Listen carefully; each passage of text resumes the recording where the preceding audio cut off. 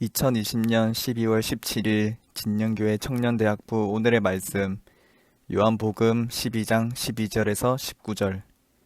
그 이튿날에는 명절에 온 큰 무리가 예수께서 예루살렘으로 오신다는 것을 듣고 종려나무 가지를 가지고 맞으러 나가 외치되 호산나 찬송하리로다 주의 이름으로 오시는 이 곧 이스라엘의 왕이시여 하더라.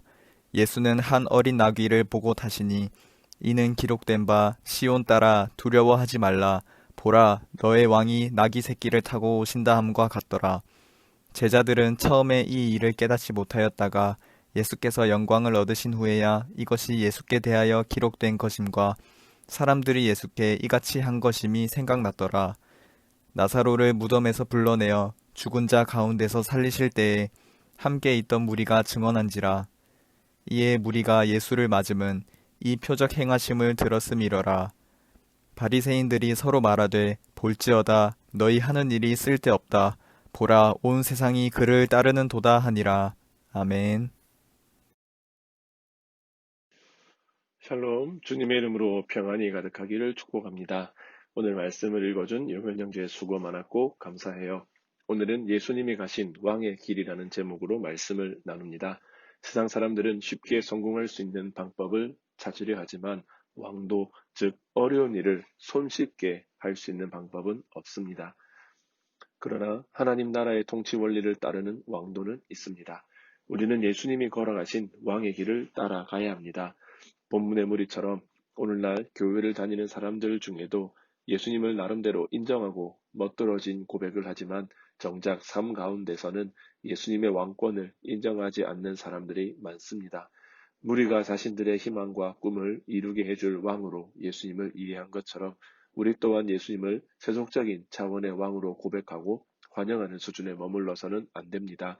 하나님은 무리의 부족한 신앙 고백을 통해서도 예수님의 왕권을 선포하셨습니다. 이처럼 우리의 부족하고 연약한 고백을 통해서도 하나님 나라의 왕도가 드러나기를 기도하고 소망해야 합니다. 예수님은 겸손히 나귀 새끼를 타고 예루살렘으로 입성하셨습니다. 그리스도의 왕권은 세상이 추구하는 방식과 완전히 다른 방식으로 임한다는 것을 보여줍니다. 예수님은 겸손히 나귀 새끼를 타셨을 뿐 아니라 유월절 어린 양으로 십자가에 죽으심으로 자신의 왕권을 드러내셨습니다. 제자들은 그 사실을 나중에야 깨달았지만 이제 우리는 그리스도의 왕권이 임하는 하나님 나라의 혁명적 원리를 알고 있습니다. 오늘날 위기에 빠진 우리가 세상 가운데 그리스도의 왕권을 다시 드러내기 위해서는 겸손한 십자가의 길, 그리스도의 왕도를 걸어가야 합니다. 예수님이 재림하실 때에는 하늘에 있는 군대가 뒤따르는 가운데 예수님이 만왕의 왕, 만주의 주로서 나귀가 아닌 백마를 타고 다시 오실 것입니다. 본문에 등장하는 한 무리는 예수님이 죽은 나사로를 다시 살리신 엄청난 표적을 경험한 자들입니다. 그럼에도 이들이 예수님의 왕권을 참되게 고백하지 못한 것처럼 우리도 십자가를 통해 부활이요 생명이신 예수님을 진정으로 만나지 못한다면 결코 그분을 왕으로 고백할 수 없습니다. 한편 오늘날 한국 사회에도 바리새인들처럼 예수님을 찬송하며 따르는 것에 대한 반감을 가진 소위 안티기독교 세력이 얼마나 많은지 모릅니다. 그러나 절대 주권자인 하나님이 원하시기만 한다면 예수님만이 온 열방이 따라야 할 하늘의 왕이심을 누구를 통해서든 전하실 수 있음을 믿어야 합니다. 말씀을 마무리합니다. 세상의 왕도가 아닌 하늘의 왕도, 즉 정도로 걸어야 합니다.